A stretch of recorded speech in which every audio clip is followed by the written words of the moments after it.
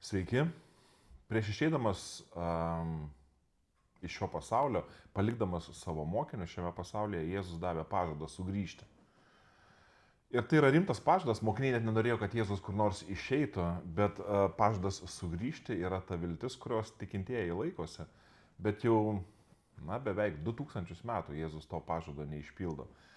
Ir Dievas turi savo priežasčių, kodėl dar ši žmonijos istorija tęsiasi, kodėl dar tas pažadas sugrįžti Jėzus nėra išpildytas. Bet Jėzus nepaliko mokinių nežinioje, kaip reikėtų laukti to antrojo Jėzaus sugrįžimo į šį pasaulį. Tai šiandien apie tai. Aš Mindaugas Pikūnas, čia tinklalaidė Šventas laikas. Prašau, jeigu patinka, pamėkite, tapkite šito kanalo sekėjais.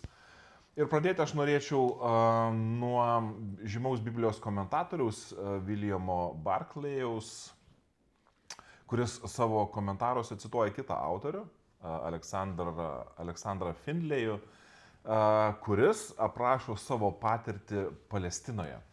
Jisai rašo: mums besertinant prie Galilėjos miesto vartų, priešais mūsų automobilį aš išvydau šokančias 10 mergelių, kurios buvo apsirengusios ryškiais drabužiais ir grojo kažkokiais muzikos instrumentais. Aš paklausiau vairuotojus apie tai, kas čia vyksta. Ir jis man atsakė, kad mergelės eina palaikyti draugijos nuotakai, kol ateis jaunikis. Aš paklausiau, ar yra šansų pamatyti pačias vestuves. Ir vairuotojas papurtė galvą. Tai gali nutikti šį vakarą, arba rytojaus vakarą, ar po keletos dienų, niekas nežino tiksliai kada. Tada vairuotojas man papasakojo, kad geriausia, jei pavyktų, tai užklupti pamergės arba tas mergelės miegant. Jaunikis ateina netikėtai ir kartais vidurnaktį. Jis privalo išsiųsti žmogų, kuris eidamas gatve turėtų šaukti: štai jaunikis ateina, tačiau tai gali nutikti bet kada. Ir jaunosios palyda turi būti pasiruošusi išeiti į gatvę bet kuriuo paros metu ir pasitikti jaunikį, kada tik jis teiksis ateiti. Niekas, pridūrė vairuotojas, negali naktį išeiti į gatvę be žibinto. Na, o kai jaunikis ateina ir durys yra uždaromos, pavėlavusieji į ceremoniją, į vestuvių ceremoniją nebėra priimami. Citatos pabaiga. Prisimenu, skaičiau šitos prisiminimus ir apie vestuvių tradicijas Palestinoje. Ir aišku, pirmiausia, tai yra keistos tradicijos, bet turbūt kiekvienai kultūrai, žvelgiant į kitos kultūros tradicijas, jos gali pasirodyti keistos. Kodėl būtent taip yra organizuojamos vestuvės. Bet šis pasakojimas atrodytų beveik identiškas šiuolaikinėje Palestinoje, tai kas vyksta. Kai kurie žmonės seka tomis senovinėmis tradicijomis. Atrodytų identiškos šitos tradicijos su Jėzaus palyginimu, kur jis irgi naudojo vestuvių motyvą, bet jisai kalbėjo apie savo antrąjį sugrįžimą ir apie tai, kaip reikėtų laukti. Ir noriu paskaityti, šitas palyginimas yra užrašytas Mato Evangelijos 25 skyriuje. Ir ten iš tikrųjų yra irgi taip pat 10 mergelių, bet Jėzus jas vadina vienas išmintingosiomis, kitas paikosiomis. Tai išmintingos ir paikos laukia jaunikio ateimo. Ir visas akcentas yra į tą laukimą. Jėzus kalba apie tai, kaip jos laukia. Taigi Jėzus sako: su dangaus karalystė bus panašiai kaip su 10 mergaičių, kurios pasiėmusios žibintus išėjo pasitikti jaunikio. 5 iš jų buvo paikos ir 5 protingos. Taigi paikosios pasiėmė žibintus, o nepasiėmė alyvos. Protingos kartu su žibintais pasiėmė induose ar alyvos. Jaunikiui vėluojant visos ėmė snausti ir užmigo. Vidurnaktį pasigirdo balsai: štai jaunikis, išeikite pasitikti.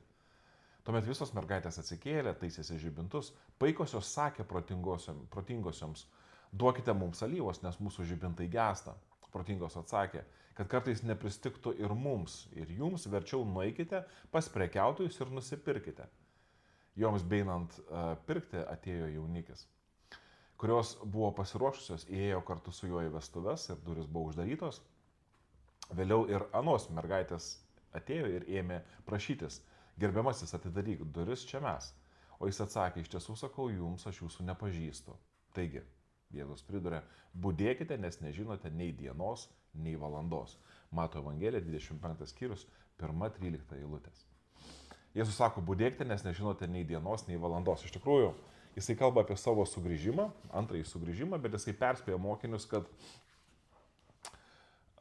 sugrįžimo pažadas yra realus ir tas faktas yra solidus, bet laikas yra, apie laiką geriau negalvoti, Jėzus sako, jūs nežinote nei dienos, nei valandos. Ir čia Jėzus sako, budėkite.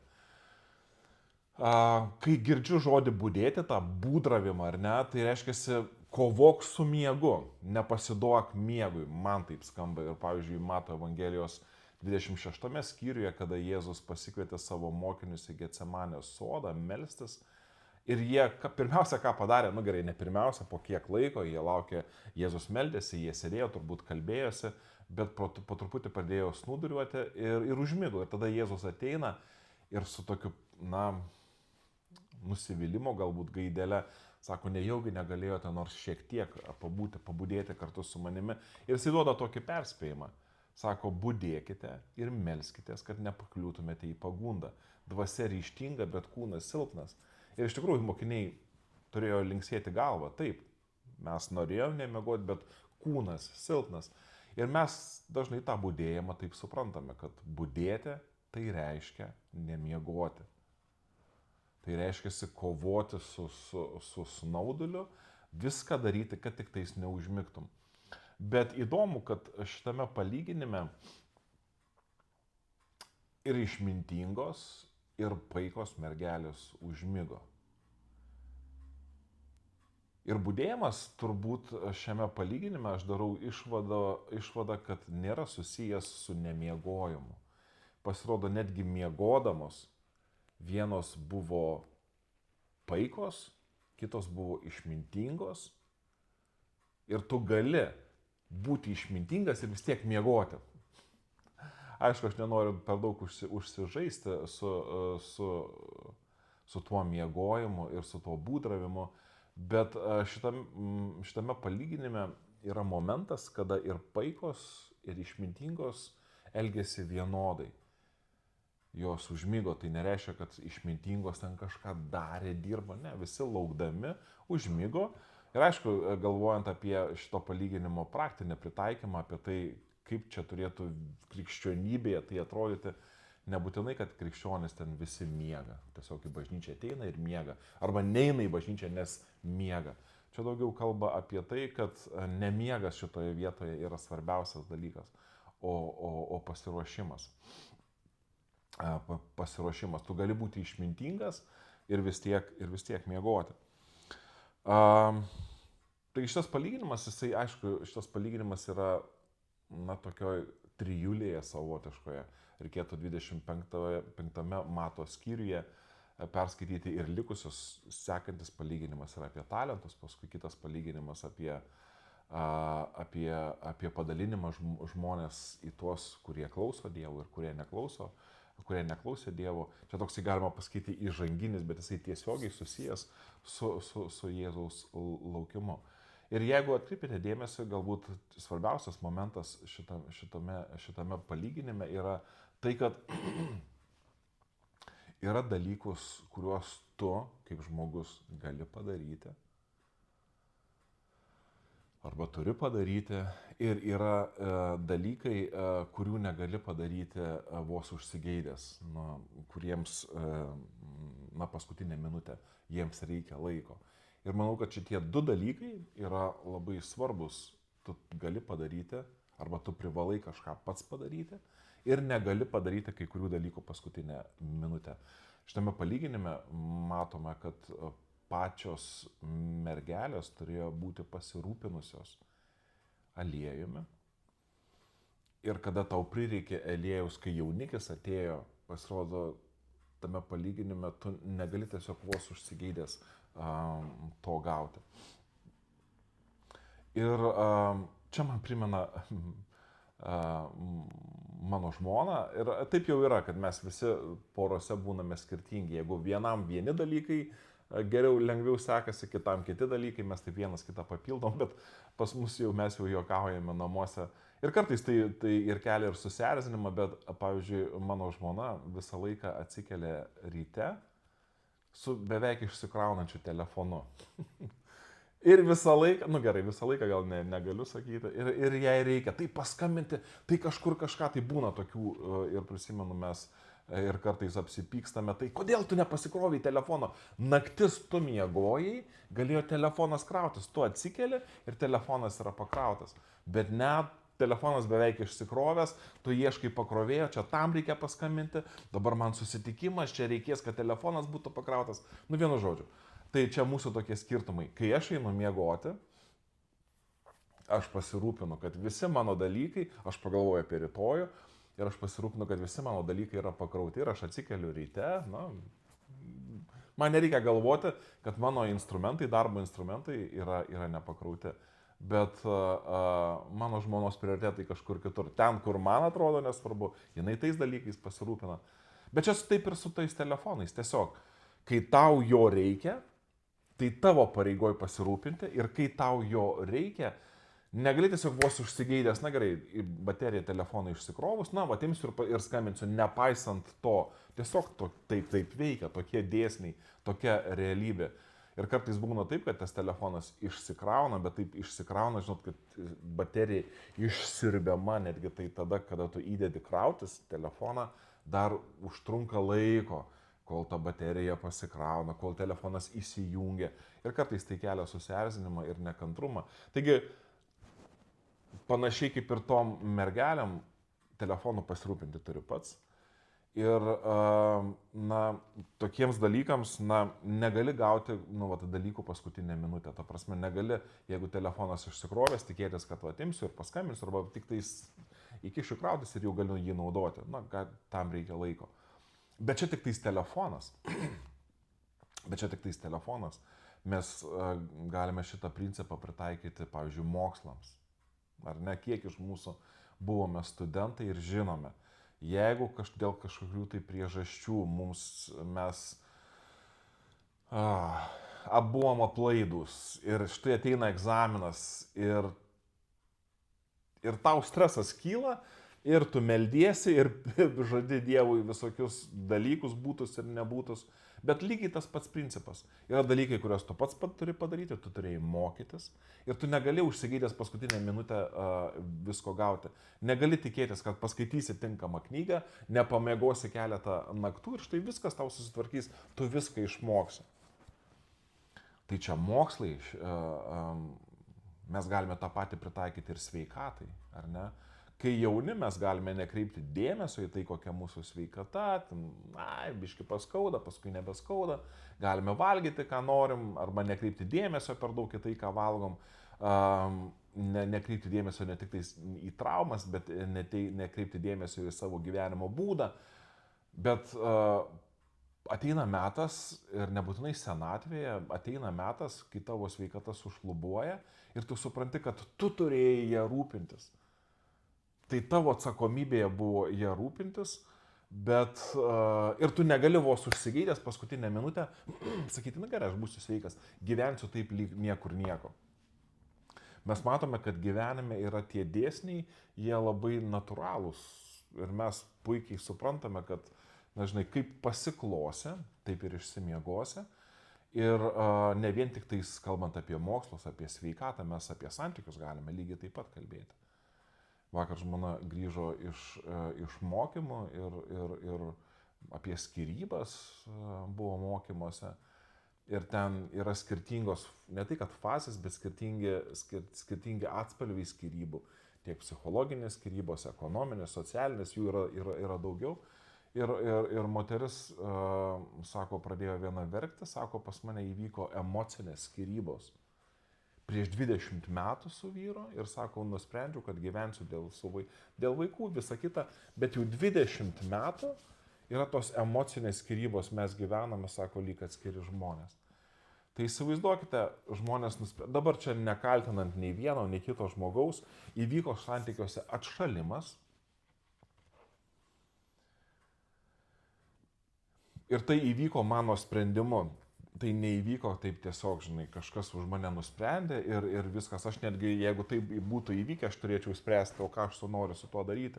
Bet čia emocinės skirybos, psichologinės skirybos, tai vienas iš tokių aspektų. Bet mes galime kalbėti apie santykius su vaikais, su artimaisiais. Mes galime juos ignoruoti ir negalime tiesiog vieną dieną vos užsigydę viskas. Aš noriu gerų santykių, dabar nuo šiandien bus mūsų santykiai gražus ir geri. Tiesiog taip veikia šitas pasaulis, tokia yra realybė, kad yra dalykai, už kuriuos mes esame atsakingi ir yra dalykų, kurių negali gauti paskutinę minutę. Ir tas pats dalykas galioja ir dvasiniuose dalykuose. Tu negali gyventi ignoruodamas savo vidinį pasaulį, ar mes kalbam apie psichologinę gerovę, ar apie dvasinį stovį. Negali sakyti, nekreipdamas dėmesio daugybę metų, vieną dieną vos užsigeisti, kaip žmonės kartais yra įprasta. Na, nebūtinai tai žmonės sako, bet kartais gali tai pagalvoti, vėliau, kai išeisiu pensiją, arba čia, žinai, kai susitvarkysiu, kai vaikai išeis, tada aš skirsiu dalykus Dievui, būsiu kartu su Dievu, imsiuosi rimčiau savo santykio su Dievu. Pirmiausia, ta diena gali ir neateiti, o kitas dalykas, tu negali vos užsigeidęs šito dalyko norėti arba paskutinę minutę sukurti tai, ką reikia kurti dešimtmečius. Ir čia šitas palyginimas yra apie tai. Tu turėjai nuo tavo atsakomybei, šitų mergelių, kurios laukia jaunikio ateimo, atsakomybėje buvo pasiruošti jaunikio ateimui, kurio dienos, nei valandos jos nežinojo.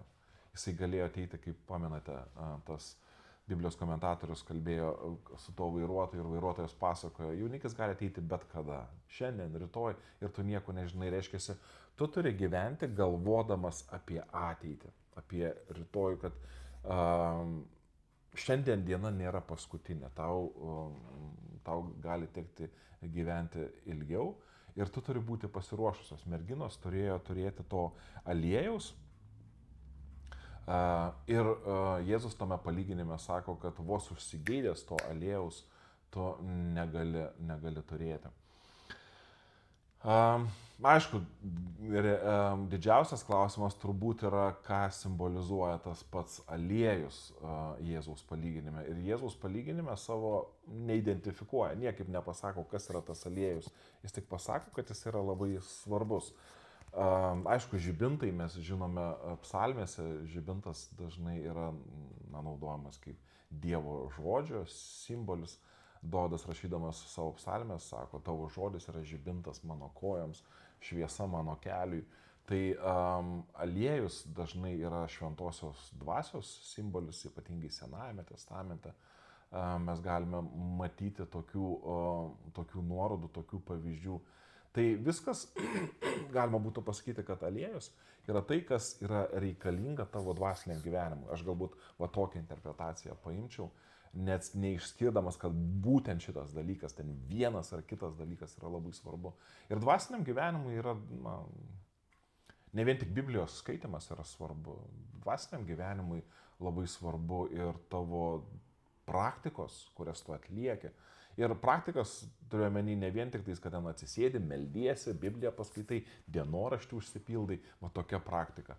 Ėjimas į bažnyčią irgi yra praktika, namuose, su vyru ir žmona, su vaikais, nežinau, kokioje aplinkoje jūs gyvenat, bendras susitikimas, melstis, kalbėti, skaityti Dievo žodžio, čia irgi yra praktika. Gali būti, kad pasninkas, praktikuojat pasninką arba ėjimas į bažnyčią irgi yra praktika, dvasinė praktika. Tai dvasinis gyvenimas yra daugialypis, susideda iš daug dalykų. Ir kaip minėjau, kalbėdamas apie mokslus, apie sveikatą, apie santykius, šitas dalykas irgi po truputį dvasinės praktikos, irgi jos formuojasi ne per vieną dieną, tie įpročiai jie formuojami ne vieną dieną ir jų nauda ateina į mūsų gyvenimus nebūtinai tą pačią akimirką, kai mes tais pradedame praktikuoti. galbūt tik tai žiūrėdami atgal po dešimtmečio mes galime pamatyti ir išvelgti, kad mus toje kelionėje ne tik, kad išlaikė, kad laikymasis įsikibus į Dievo žodį, į maldą, į tikinčiųjų bendravimą, bet tuo pačiu, kad tas dalykas mus ir suformavo. Ne tik, kad padėjo išgyventi, bet ir padėjo Dievo dvasiai mumise kurti tokį žmogų, kuris dabar ir yra toks, koks ir yra. Ir tai yra, ir kartais yra sunku pasakyti, kas čia darė. Čia Dievo stebuklas, Dievas manyje veikia, ar čia mano pastangos. Aš manau, kad čia yra, imant tą palyginimą Jėzaus pasakytą, kad tai yra mūsų atsakomybė. Bet aišku, aliejus tai nėra tai, kas ateina iš mūsų, ar ne tai, ką mes turime. Aš manau, kad čia yra tobulas bendradarbiavimas, kaip apaštalas Paulius laiške Filipiečiams sako, kad Dievas duoda ir troškimą, ir troškimo įgyvendinimą. Bet mes esame tie, kurie įkūnijame tą troškimą turbūt ir jį išpildome. Tai į ką šiandien noriu atkreipti dėmesį iš šito palyginimo? Tai pirmiausia, kad Jėzus davė pažadą sugrįžti. Jisai tai toks pat tikras ir realus, kaip ir pirmasis pažadas ateiti Jėzui. Ir Jėzus gimė šiame pasaulyje, gyveno, mirė, prisikėlė. Tai tas pažadas jį buvo išpildytas. Ir vėlgi laikas, kada tai Dievas padarė, buvo jo, mes niekaip jo negalėjome kontroliuoti. Tai bus ir su antruoju Jėzaus sugrįžimu. Mes niekaip šito dalyko negalime kontroliuoti, mes niekaip negalime, mums neduota valia nuspręsti arba galia nuspręsti, kad šiandien, rytoj, tada Jėzus sugrįš ar ne, bet Jėzus mums davė patarimų, kaip laukti. Ir pasirodo, kad neužtenka vien tik tais laukti ir viltis. Yra dalykus, kuriuos mes turime padaryti. Ir tai yra pakankamai svarbus dalykas, nes jeigu tu ignoruosi kai kuriuos dalykus daryti, paskutinę minutę tu negali tikėtis, kad to laiko užteks susigrąžinti tai, kas neįmanoma susigrąžinti, kas turėjo formuotis ir kurtis, turėjo būti kuriama mumise ne vienerius metus.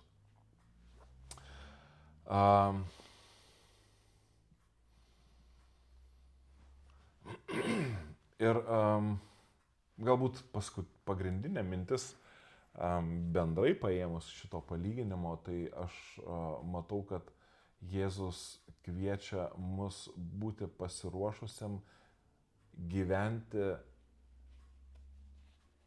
Dievui vėluojant ateiti. Taip, mes galime skelbti, Jėzus sugrįš, šita istorija baigsis žmonijos ne mums išsikėlus gyventi į Marsą, arba susinaikinus, arba po ekologinės katastrofos, arba, pritrūkus, gamtiniams ištekliams, arba kaip kokie post-apokaliptiniai filmai, kur ten, vaikšto vieni žmonės su šautuvais, kitur laksto kažkokios gaujos, kurios, kovoja vieni su kitais, ar kažkokie vampyrai, arba virusai, kurie sunaikins šitą žemę. Ne, Jėzus sako, kad šita žemės istorija baigsis Jėzui sugrįžtant antrą kartą, bet kaip tikintieji turi išmokti gyventi, jie turi išmokti gyventi su laukimu. Ne su ta mintim, kad tuoj Jėzus ateis, bet laukimu, kad gal dar ir neateis šiandien. Ir čia taip pakankamai eina, šita mintis pakankamai galbūt prieštarauja vyraujančiai nuomoniai arba tokiai,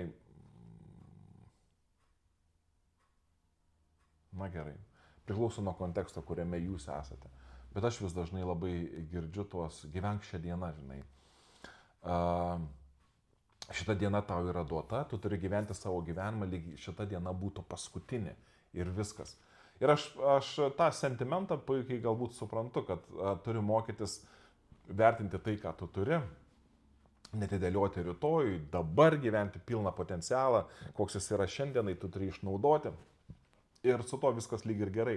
Bet čia Jėzus, kalbėdamas šitame palyginime, sako, tu turi gyventi taip, kad šita diena nėra paskutinė. Jeigu tu gyveni šitą dieną, kaip jinai būtų paskutinė, gali būti, kad tu būsi ta paika arba ta neišmintinga mergelė, kuri nebūsi pasiruošusi, jeigu dar reikės gyventi ir rytojaus dieną.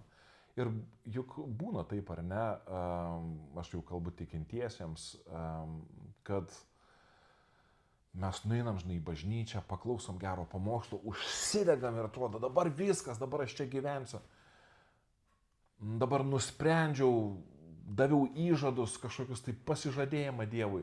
Bet ateina pirmadienis, antradienis, trečiadienis ir tas pasišventimas, tos emocijos, tie įžadai Dievui kažkaip po truputį pradeda blankti, jie nebe tokie ryškus, nebe tokie jau ir aktualūs. Ir tu vėl galvoji, kas galėtų vėl tave įkrauti. Ir ta mintis, kad, žinai, viskas, jeigu Jėzus ateitų šiandien, ar tu būsi danguje, yra tokių klausimų, prisimenu, mano krikščioniško gyvenimo pradžioje mes dažnai užduodam tą klausimą. Jeigu Jėzus ateis šiandien, kur tu būsi, kur praleisi amžinybę? Su Dievu ar atskirtas nuo Dievo? Ir oi, ne, žinai, reikia susijimti, nes aš noriu su Dievu kartu praleisti. Ir prisimenu, kai Amerikoje buvau, vienas pastorius prisiminė,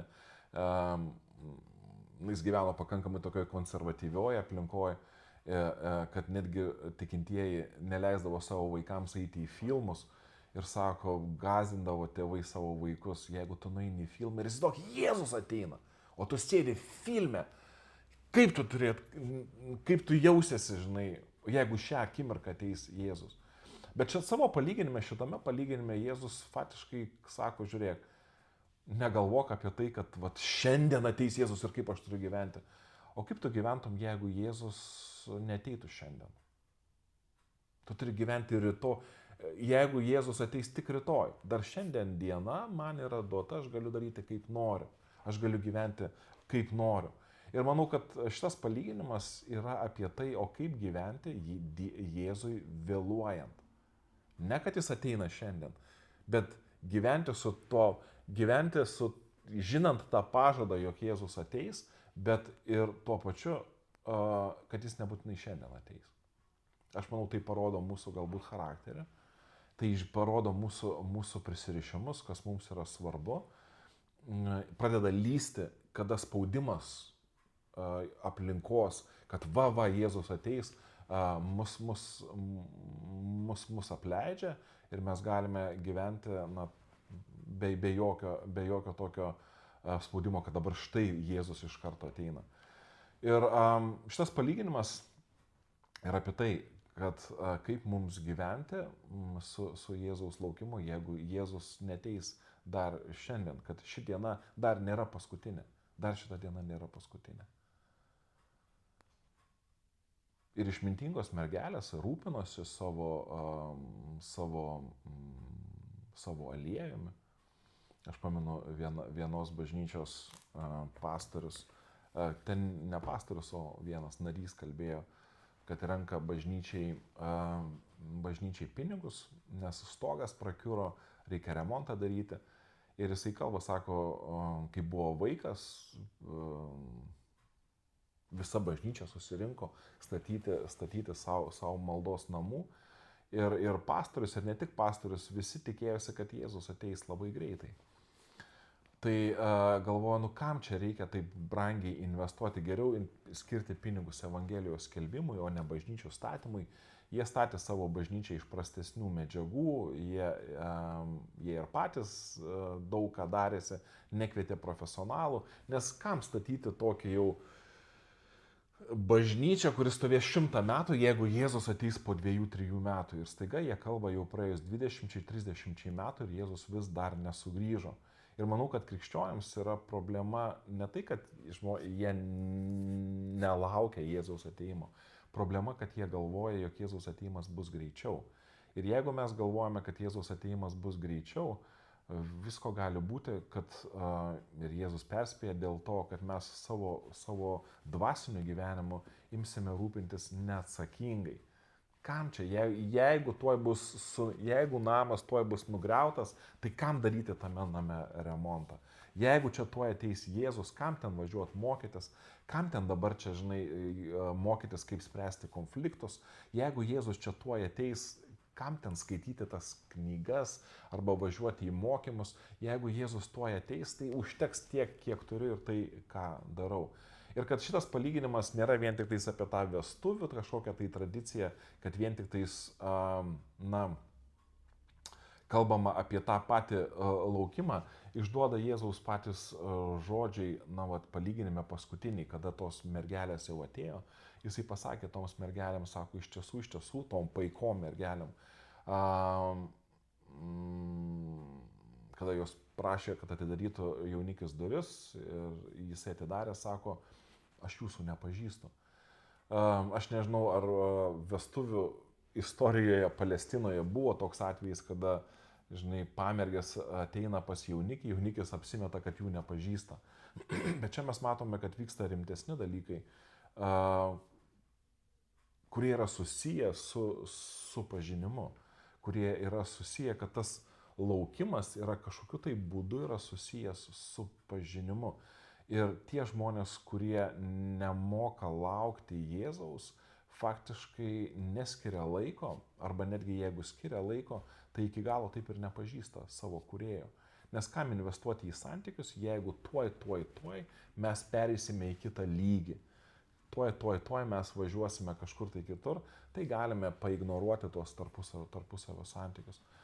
Ir aš manau, kad čia Jėzus kalba apie žmogaus dvasinį gyvenimą, ne tik apie tas praktikas, kurios reikia daryti, kad ten tarnauti, eiti į bažnyčią, bet visame tame turi būti tas Dievo pažinimas. Visame tame turi būti santykiai su Dievu. Investicija į tai, išmintingumas pasireiškia tuo, kad mes rūpinamės savo santykiais su Dievu, savo krikščionišku gyvenimu, negalvodami apie tai, kad šiandien Jėzus ateis, arba negalvodami apie tai, kad Jėzus rytoj ateis. Mes tiesiog nežinome, kada Jisai ateis ir gyvename savo gyvenimus. Taip, šiandien yra diena, kurią Dievas mums duoda, bet turime išmokti gyventi taip, tarytum dar yra ir rytojus. O kaip reikės rytoj gyventi, jeigu šiandien Jėzus neateis? Tai aš žinau, kad mano aplinkoje labai dažnai yra kalbama apie tai, kad Jėzus tuoj ateis. Aš priklausau bažnyčiai, kuri vadinasi Adventistų bažnyčia. Nuo žodžio adventus. Laukiam antrojo Jėzaus ateimo. Ir iš tikrųjų matau, kaip daugelį žmonių nusvyra rankos. Kiek gali laukti? Kai aš krikštijausi, prisimenu, klausdavom pastoriaus ir jie sakydavo, 5 metai, 10 metų maksimum. Jau praėjo 20-30 metų ir nematyti galo krašto. Ir mes matom, kaip žmonės sako, žinai, dabar šitas popiežius, po šito popiežiaus bus pabaiga.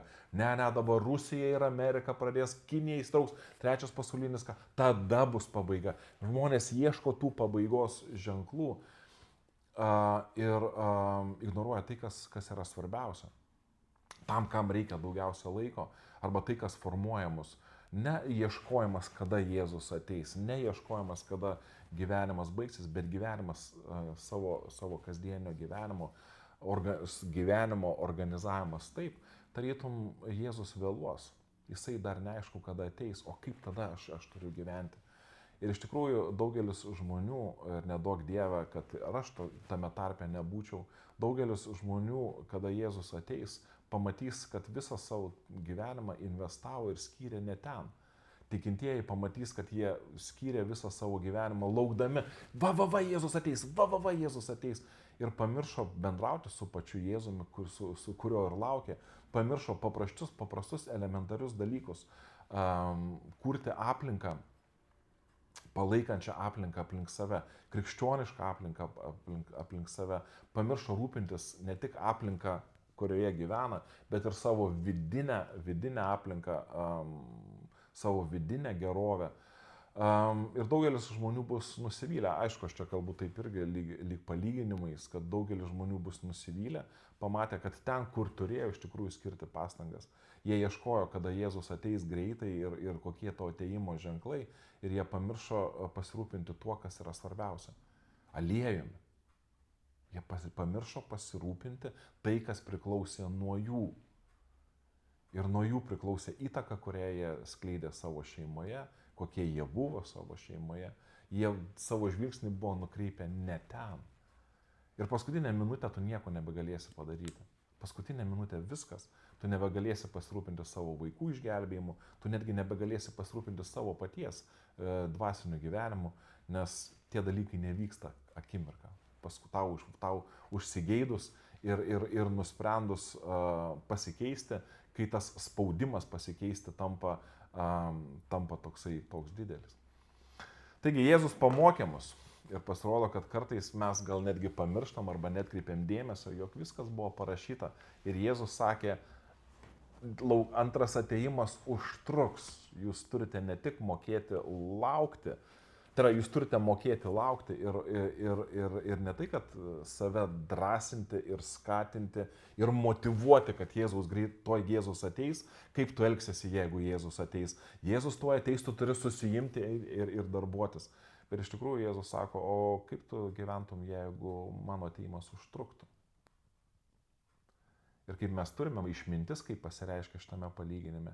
Išmintis pasireiškia tuo, kad mes gyvename savo gyvenimus taip, tarytum dar yra rytojus, tarytum dar Jėzus neateis šiandien. Ir mes darome dalykus, galvodami apie ateitį, kokius vaisius tie dalykai atneš, ką jie mums duos. Mes stojam mokytis, mes kuriam tarnavimus, mes meldžiamės už kitus žmonės, mes padedam daiktus į vietas, nes rytoj jiems gali būti dar viena diena ir reikės juos vėl naudoti. Mes tvarkomės namus, mes rūpinamės savo gerovę ir pasirodo išmintis pasireiškia tuo. Išmintis pasireiškia ne tokiu nemiga laukiant, kada Jėzus ateis, bet savo gyvenimo organizavimu taip, kad kai Jėzus ateis, mes nepasimestume, mes jaustumėmės, jog mūsų gyvenimas yra tvarkingas gyvenimas. Mes gyvename taip, kaip norėjome gyventi, su Dievo pagalba, su Dievo šventosios dvasios pagalba. Ir mes būsime pakviesti į avinėlio puotą, į Jėzaus vestuves ir mums nereikės tuo metu blaškytis, neturint to aliejaus. Tai tokios mintis šiandien. Išmokti laukti ir išmokti gyventi tame laukime, kada Jėzus vėluoja ir Jėzus sako, taip daugeliui pasirodys, kad aš vėluoju. Ir Jėzus davė konkrečius patarimus, kaip mes turėtume gyventi Jėzui vėluojant. Tai tiek šiandien, pasidalinkite šio jeigu jisai pasirodė jums aktualus, pamėgite šį kanalą ir susitiksime kitą savaitę. Sudie.